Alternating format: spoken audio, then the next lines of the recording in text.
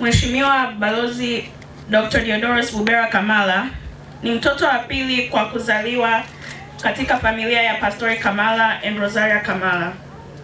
Alizaliwa mnamo tarehe 26 mwezi Novemba mwaka 1968. Balozi Dr. Kamala alibatizwa mnamo tarehe 14 Disemba mwaka 1968 katika Kanisa Katoliki la Mugana, Parokia ya Mugana. Balozi Dr. Kamala alipata sakramenti ya komunyo ya kwanza tarehe 25 Agosti mwaka 1977 katika Kanisa Katoliki la Mugana.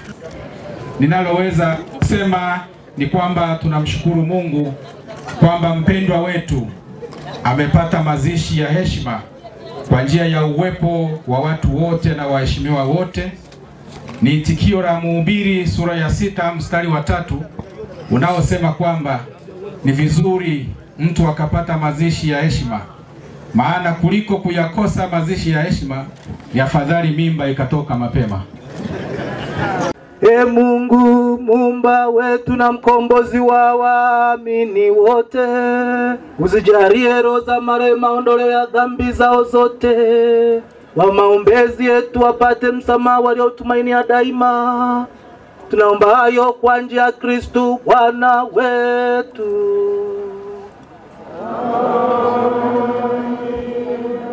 Ni katika safari ya mwisho ya aliyewahi kuwa mbunge wa jimbo la Nkenge na waziri wa ushirikiano wa Afrika Mashariki, Balozi Dr. Diodorus Bubera Kamala, aliyefariki dunia Februari 12 mwaka huu.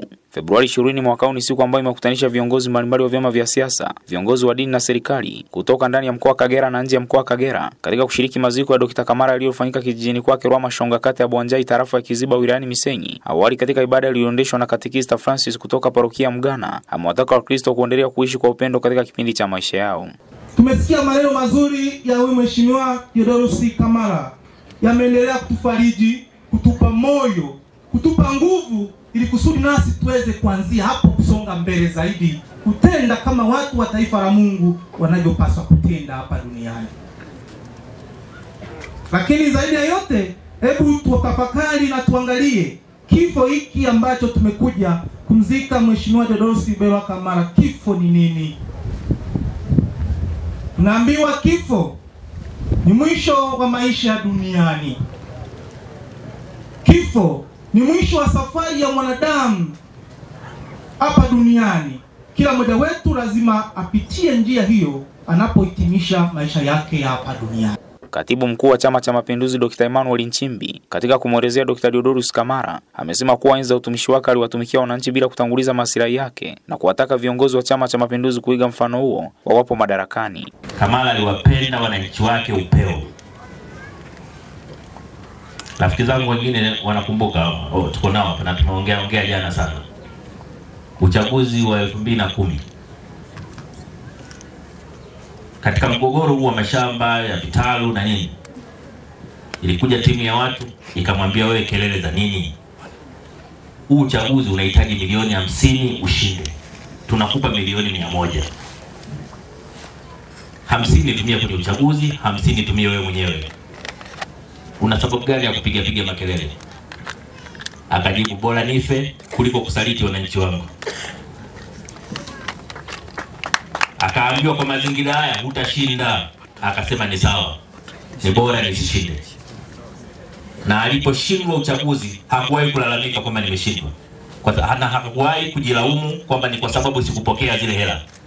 Hatujawahi kumsikia anaongelea hela alizozikataa, kwa sababu alijua ni hela za kizalimu, hela za usaliti, na ndio maana hakuwahi kuzipokea.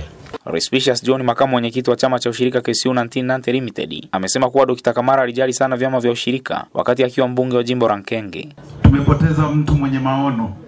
Balozi Kamala wakati wa kipindi chake alisimamia ushirika na kuhakikisha kwamba unakuwa mbele, kiasi kwamba aliamua kutumia sehemu yake ya fedha kwa ajili ya kuendeleza ushirika, akiamini kwamba kupitia ushirika angeliweza kuinua uchumi wa wananchi wa mkoa wa Kagera, mpaka akajenga jumla ya majengo 17 kwa kila kata, na majengo hayo yapo, ikiwa ni ndoto yake kwamba pengine hapo mbeleni tungeweza kuanzisha benki ya ushirika wa wananchi.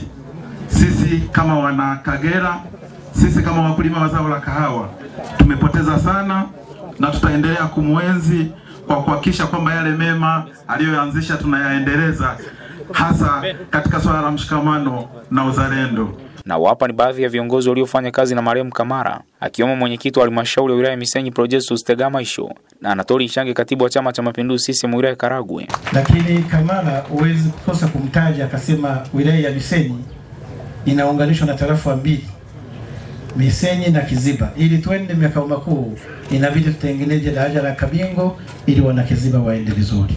Lazima ukiwa kiongozi uache alama, uweke vitu ambavyo vinaonekana. Hapa Dr. Kamara alifanya kazi nyingi sana katika jimbo hili. Wanajimbo kwa kila kata wanajua mambo ambayo yamefanyika.